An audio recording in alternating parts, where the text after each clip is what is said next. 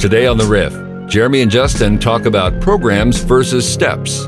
And if you were wondering if Jeremy knows how to spell smorgasbord, well, he tries. We hope today is helpful and hopeful. Thanks for listening. Welcome to another episode of The Riff. I believe episode number 190-something. 192. 192. 190 You don't get there by accident. No. 192. Yeah, so Justin, do you have a favorite episode of The Riff? 141. Really? Yeah, Yeah, no, that's a... cannot get enough. You don't know what 140. I don't know what 141 No. is. I don't know the number. I'm going to say my favorite episode of The Riff. I got to tell you, it might have been when we had BJ and Amy, right? Oh. And it was a 2-episode, and not favorite in the sense of easy to listen to, probably the most difficult to even listen through. But just that someone would share their story of such vulnerability, that was powerful. Had a lot of people talk about it. That one, I would say I agree. I thought about that one. I think that was last about a year ago. After March, we recorded April. it, Yeah. I could not stop thinking about it. Like Yeah.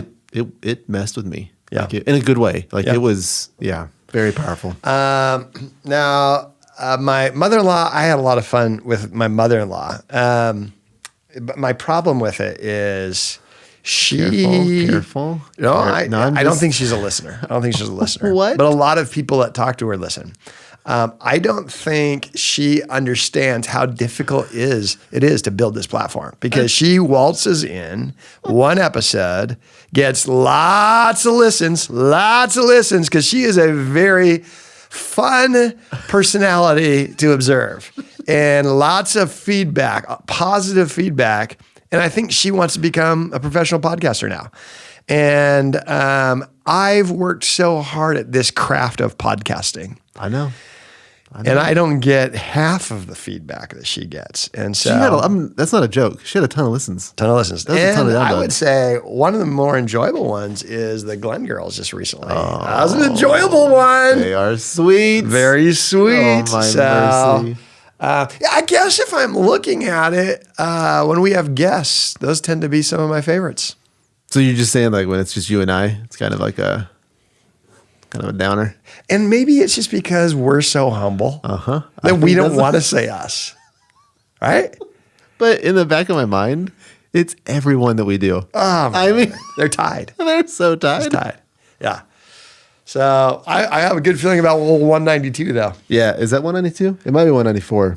Yeah, it's a 190 something. That's why I said something. 190 something. Because Can't that wait. locks us in, right? Yeah, It's a yeah. 192. Yeah. But today, I want to continue a convo that we've been having that talks about a different philosophy of North Point. One of the reasons for having this podcast is to be able to have guests share their stories. And those are always great for us to be able to talk about things beyond even a message on a Sunday or a weekend experience, talk about staffing things, talk about philosophy things, and a way for North Pointers to understand a little bit more of the whys and the whats. And that's what I want to do today. I want to talk about some of our philosophy when it comes to programs, next steps, those kind of things that might not sound too different, but they might be different than someone else's experience or expectation. So I want to walk through that. And with that in mind, I have no idea how good of an episode this is going to be. I'd say a 6 out of 10. Out of 10? I was thinking out of 20. I was like, okay. No, that's pretty good. 6 out of 10 is 60%. twice as good as what I was No, thinking. I think so. Okay. We've talked a lot about this of what is the difference between steps and programs, because a program, I mean, it's nice, it's neat, you know exactly what it does. Yeah. But then the problem is you stack those together and then you become a church or an organization with a bunch of programs that doesn't move anybody forward. Yeah. But you at least have the illusion that it's moving forward because there's a lot of activity. A lot of busyness. A lot of busyness. Yeah. And you talk a lot about this, and I think that I believe it to be true, that you find yourself in church a lot of times being active but not discipled. Like there's moments where you're like, oh, I'm doing this, I'm doing this, I'm doing that. And then you look back and you're like, I don't think I've grown. I don't think that I've actually taken any steps. Yeah. And I think that as we talk about it, we fall into that trap as well as staff of a church, or that we're in the church all the time. Like we think, oh yeah, busyness. Oh, this. But is it like helpful? So that's the question. And that's what we've been wrestling with. Yeah. And even you mentioned the word discipleship. And I think that is the core. I think it's the passion for discipleship that forces us to look at how we do it. So let's just talk about at first discipleship, and then we could go into some methods, because I think we need to agree on the why. What is it we're talking about? Why is it important? And then when we can grab a hold of that, then we can hold loosely to the how, right? So I believe discipleship is any time we take a step towards following Jesus. Would be a definition of discipleship, is if this is helping me get to know him, become like him, in his nature, in his value, and in his expression, that would be discipleship. So if that's true, I think discipleship starts way before a decision to follow Jesus. I believe discipleship is, in essence, even if someone doesn't know that's what they're doing, is if they're starting to show up at a church because they're curious. That's a step towards understanding who Jesus is. When someone is sitting in a group, or someone is having a conversation about Jesus in some capacity, and they decide, you know what, I want to explore this further, that's discipleship. I believe a lot of times we would think of discipleship as what happens after you follow Jesus. I think discipleship is what gets you to the spot where you're ready to surrender to Jesus. So I think discipleship starts way back before what a lot of churches would say of salvation. And discipleship certainly continues after making a decision to follow Jesus. It is that whole pathway. So if that's true, discipleship at North Point, or growth towards spiritual surrender, could be curiosity. There's a lot of things at North Point we're fine with because we expect people to not start their journey after they start their journey with Jesus. Mm-hmm. That their church journey will actually might be on both sides of their decision to follow Jesus. So I think that's what discipleship is. What part of your understanding of discipleship or experience of discipleship am I missing, or things that you would broaden that? I think that that's an accurate representation of what I think of when I think of discipleship. Yeah. And I also think of the 5 things that you talk about, that we talk about. Oh, yeah. Right? Yeah. It's community inside the walls and outside the walls, making sure that we have that as an arrows out mentality. Yeah. And it's an awareness of the Spirit and a daily dependence on Scripture, and making sure that you're integrating that into your life. Those 5 things, I think, have helped me define what is my intentionality here of what am I looking for? Is it just a bunch of let's talk about groups. Why would I join a group? Right. That's a great question.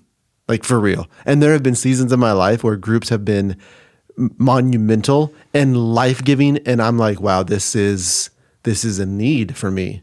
Right. And there have been seasons where I'm like, I'm good. I'm all right. And that's not because I don't want to get discipled or grow closer to Jesus. It's because that space of discipleship or intentionality is probably already either getting met, or I don't want to add it to a plate of already quote unquote busyness. Yeah. So it's those 5 things that you look through to say, all right, well, is this group or is this setting, is it going to add to something or fill a void of those 5 things that I currently don't have? I'm very intrigued. Yeah. But if right now in this season, all 5 things, I'm like, okay, I've got something for all 5 things and I think I'm growing. And then I'm like, groups, okay. Right. Maybe. I don't know. Yeah. So that's just totally one small thing. And I know you've talked about that as well, of we're all about community. It's one of the 5 things. And groups is one of those ways. It's a great to tool. Get plugged in. Yeah. But if it's not, what is? Right? And that's the question. And it's not looking towards what other programs do we have? Right. What? Well, and that's the whole convo is if discipleship is following Jesus, and we feel like when people ask, what's your discipleship program? And we say it's not, it doesn't mean discipleship isn't important. It's because discipleship is so important that we're willing to ask, is it a program or not?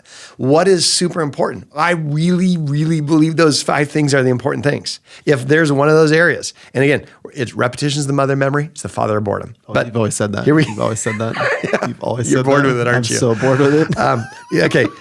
So you rattled them off faster than I've ever rattled them off. Okay. So I love that. Community inside and out. Community inside and out. So that is, I need Jesus-centered friends in my life that help encourage me to see things that I don't, that share my values. That's right. I need the spiritually unconvinced or spiritually curious people that I'm just investing in, not as a target, but as a expression and a canvas of who Jesus is. Yeah. So that's that there. The daily Bible integration. Yep. That one's pretty tangible to say, am I doing it or not? Community, you know it when you need it, I guess. 100%. Now you can say, do I have natural relationships? You can probably say yes and no. Do I have intentional conversations? Yes or no. Those are the ingredients for community. They don't guarantee it, but do I have a meaningful relationship with a spiritually curious? They would have to answer that, and that's weird for me to ask that. So I don't know. Hey, was wondering. Scale 1 to 10. Just hit me with. So then the Bible goes, spirit prompting throughout the day.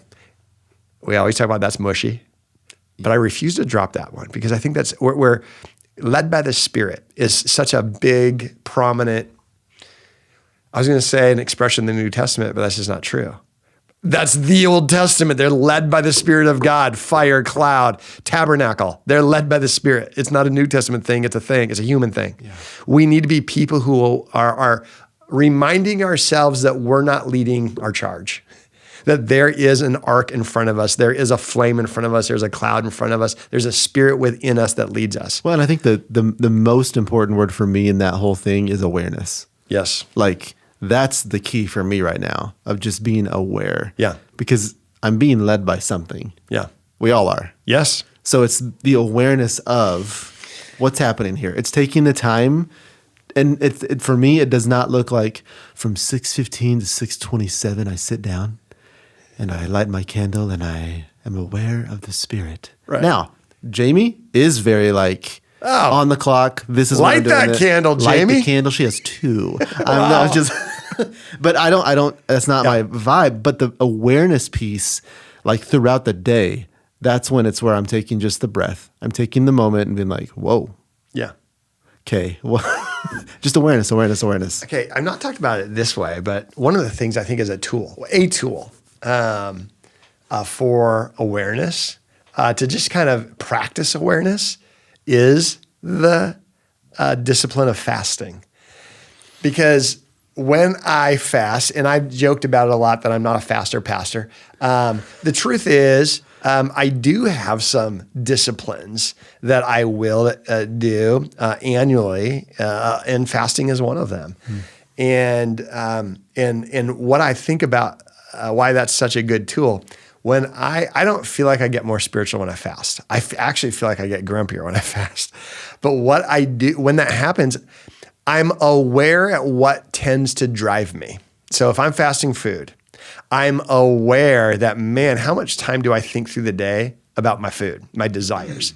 And it's a great practice to say, I'm led by stuff throughout the day. And when I decide for a season to not be led by that thing, one of the only benefits of it doesn't make me get my prayers answered. It doesn't make me more spiritual. What it does do, one of the only benefits of it, and maybe it's the purpose of it, is it raises my awareness that I'm to be led by God. Because as I'm aware of the things I don't have, it's to trigger me to be reminded of the thing I do have and the reason why I'm letting this awareness happen today. So whether it's a social media fast, a food fast, or whatever fast, is the idea is to have that prompting. So that's a great tool. And then the 5th one is arrows out. We talk about that.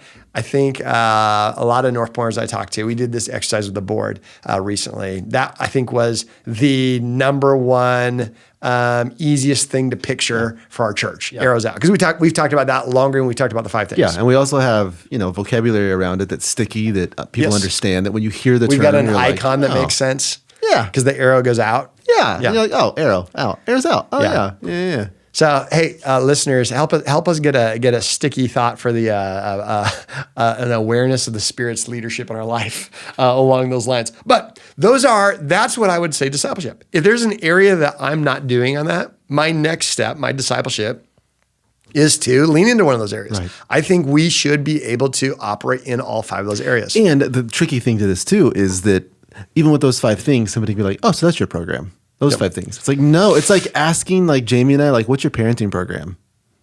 Like, now you're great parents. Well, okay, for real. We will see. I would say you guys were great parents and are, because you have a little bit more of like, we'll see in 10 years. Verdict out. Well, and I got to start over with Terrell, so give me a few years. He is getting there, man. He is. So, no, but think about this. Like even with that illustration, I've talked to you and Jamie before, like you guys should do a program. like teach a class, because I think it's so good. And why I say that is it's a natural tendency to see something healthy and then say, can you bottle it and sell it? Yeah, package it, put because it in here. If I can just take what you've spent the last many years shaping, condense it into 6 principles, give it to me like a mama bird, her baby chicklets, and then I'll be fine. Not that programs are bad, and you guys and programs will come and go, but that's our tendency. Make it a program and make it easy and make it scalable. Right. And that skips discipleship's the hard work. That skips everything that you're, like when you use that analogy, I'm like when our parenting is not, we don't have a program. We don't. We have a couple of like core things like we would with the 5 things of discipleship that we want. Like we want our girls to know that they were made and they are loved. Yeah. That our house is a safe place. And then we have all of these, we have 7 different things on our wall that are our isms pretty much, right? Yeah. Open hands, make your table bigger, those types of things, life and death, all of these things that we would do over here in the church world. But it's not like, all right, Lil, so this is the 3rd part of the program and this is how this works. And Ella's already gone through and she did a great job. So I'm really it's not that, it's not a process. It's not this like, it's a journey. It's this long, like, whoa, this is messy. Yeah. But I have intentionality with it, and I have at least a guiding light with it. And that's what we're trying to do with those 5 things. So I don't know, like for people that are looking for like the programmatic approach, it's because it's how our Western minds work. Okay, so in church, let's talk about that for a second.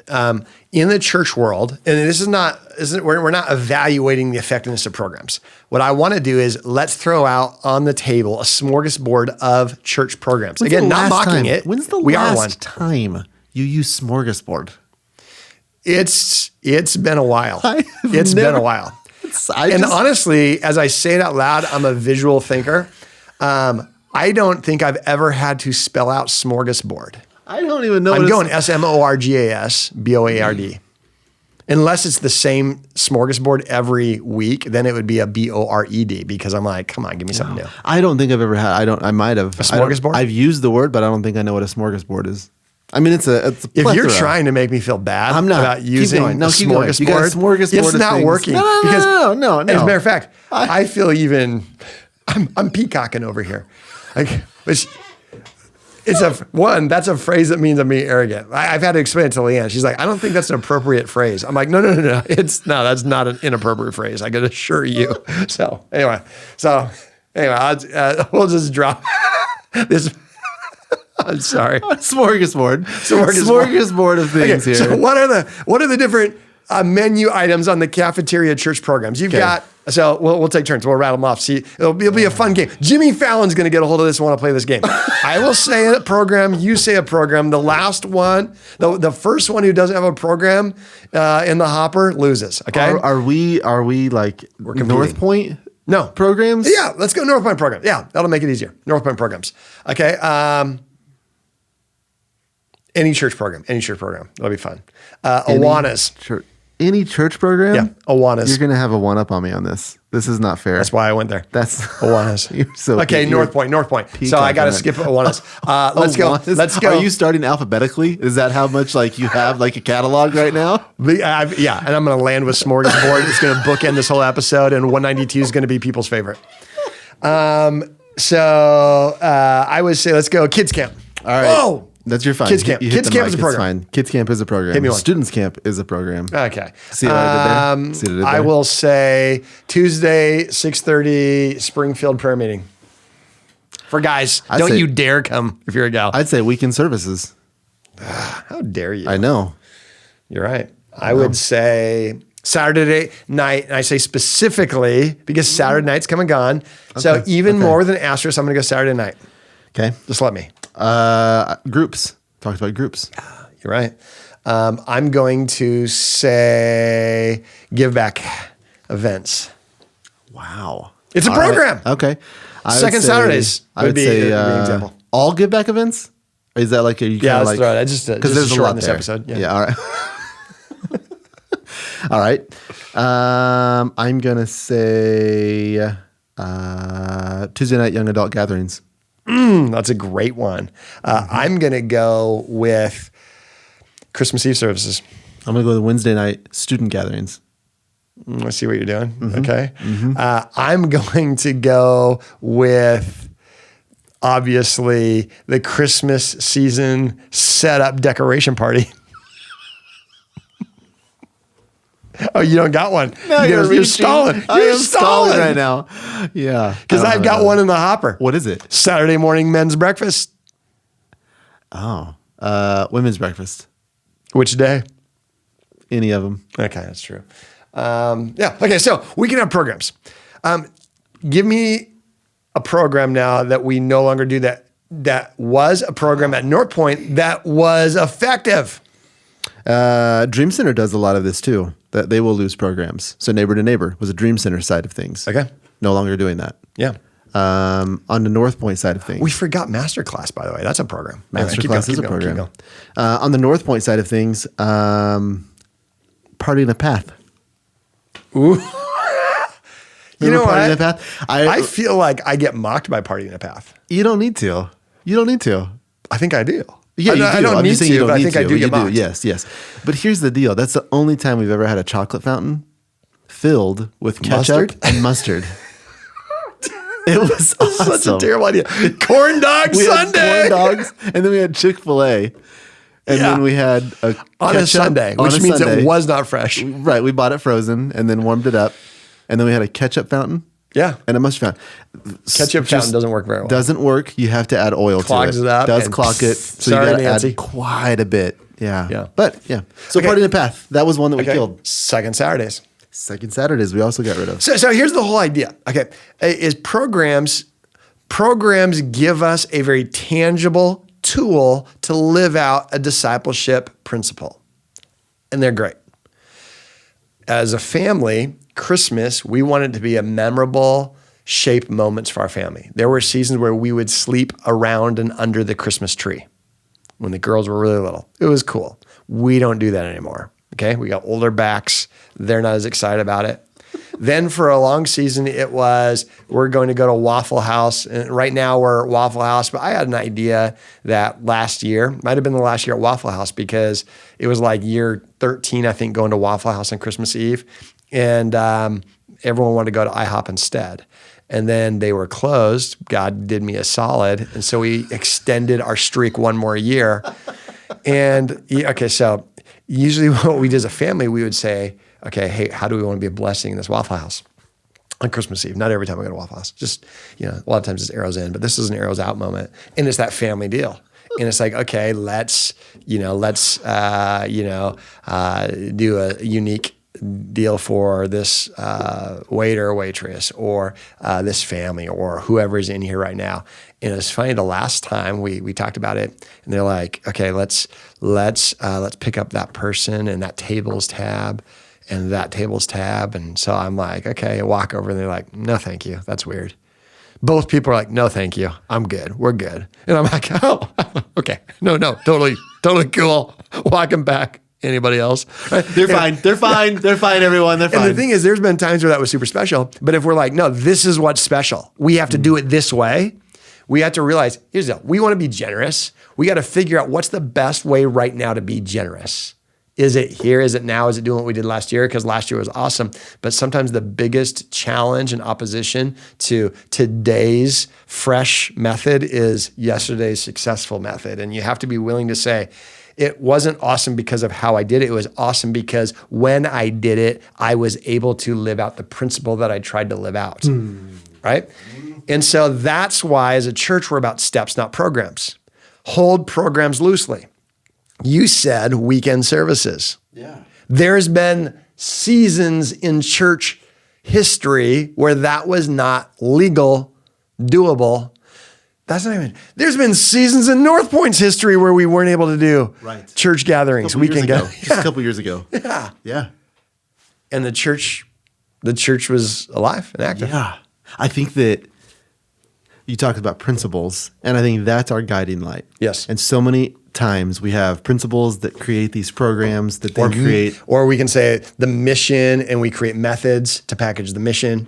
Principles for same type of I've got thing. another P. I'm going to go even one step. You got a further. what? I don't have to pee. I just got a little like. Okay. We have all these principles.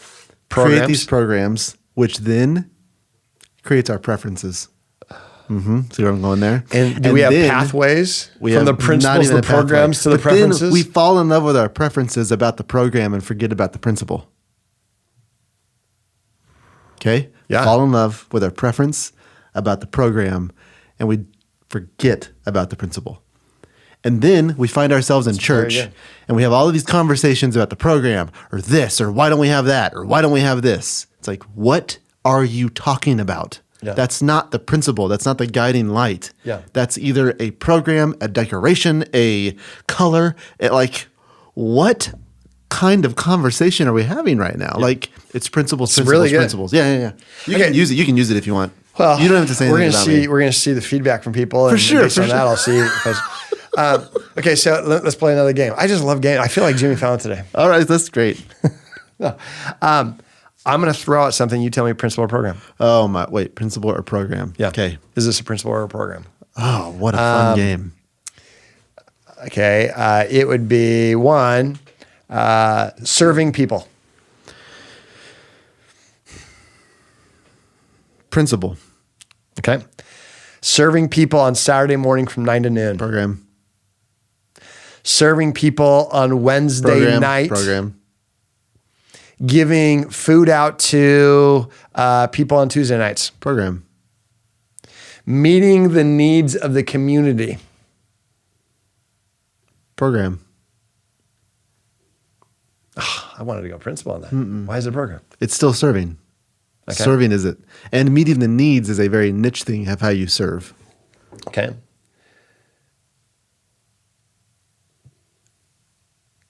Exploring how I can be a blessing to my community. Principle. Yeah. I'm trying to hit principle. Okay. Curiosity, right? Yeah. Like that's how can I help? Yes.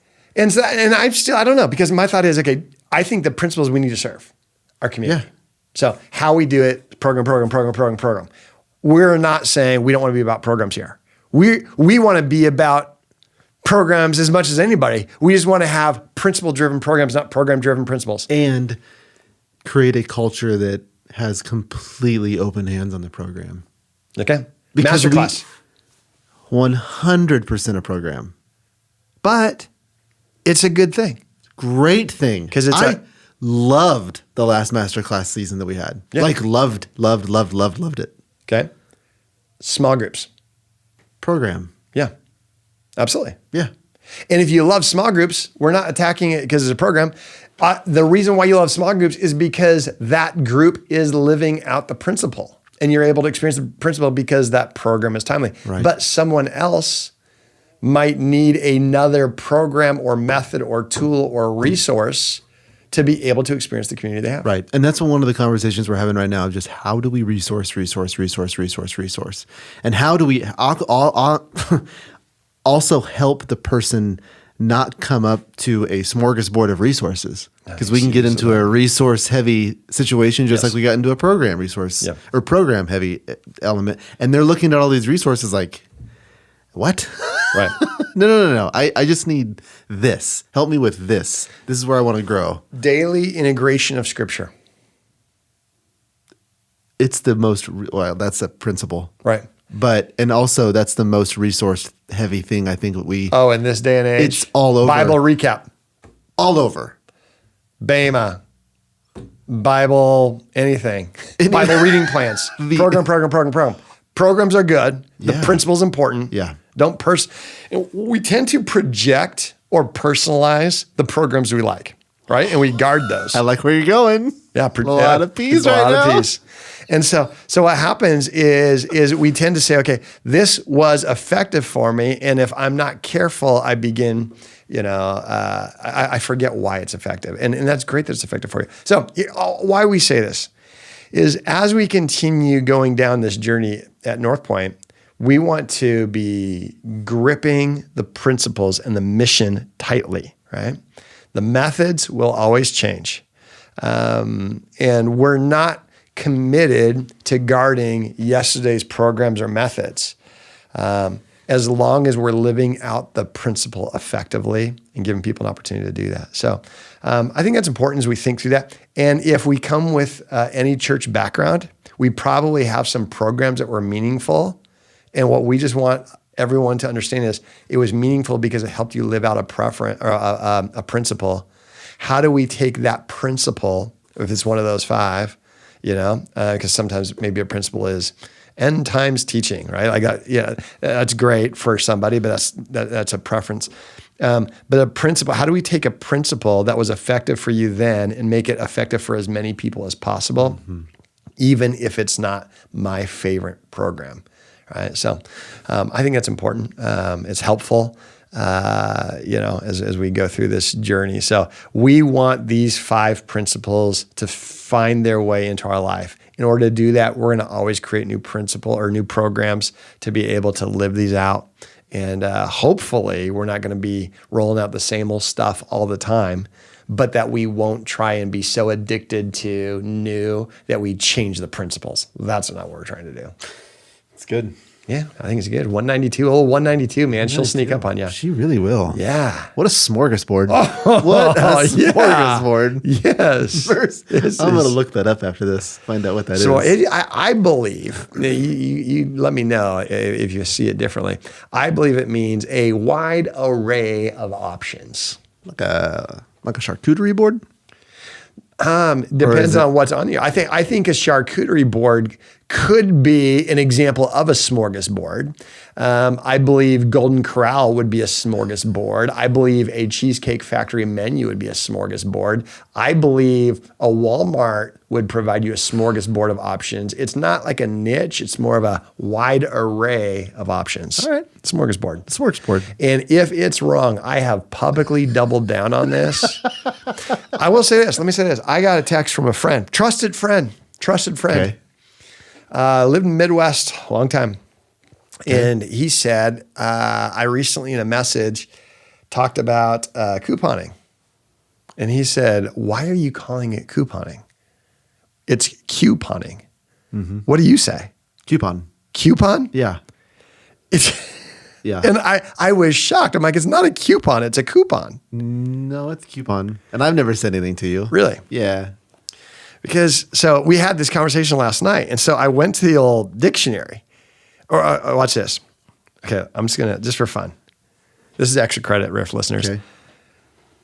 Oops, I don't want that. Okay, here we go. Coupon pronunciation. Okay, I'm going to it. Okay. And here's what it says. I'm going to go. I'm going to go loud. Hit the play button? I'm going to hit the play button right here. Coupon. Wow. Coupon. She's saying it wrong. No, because it even spells it. And in it, you're right. She might be saying, she being the dictionary, and I might be wrong in this. I agree. I might be wrong, but I was surprised. I wonder how many people were like, this guy, this idiot doesn't know. And I also know that there are different dialects within the English language, and some of them are regional. And I realized this might have put me in a spot where it's obvious, I don't speak the language of the land. I'm willing to change it to coupon. I hope you do. Really? Yeah. Does any of that make you want to start calling it coupon? None. Every time you said coupon, I've always thought, whoa, kind of Yeah. high level. You never said there, anything kinda- to me. I felt it though. Yeah. Yeah. But I mean, you showing me that doesn't give me any. It doesn't help. No. No. See, I don't know what else I got. And Yeah. I just feel like if you're in the space, you gotta meet the culture where they are, right? To change All right. the culture. So All maybe right. you could call it a coupon for 2 or 3 years, where people kind of like are like, Yeah. oh, he understands us. 12 years in, I should be couponing it. Or couponing it. See, it's so natural so to me. It's so natural to me. All right. Well, I will. Sorry about the last 5 minutes. It really is. It's just all personal. The truth is, I have nothing else to do today. All I had was Right. knock out an episode of 192. right, so, yeah. all right. Thanks for listening to the Riff. And hey, Easter's coming up. We'll talk about that next week. Bye. Thanks for listening to this episode of The Riff. We'll have a brand new episode every week, wherever you find podcasts.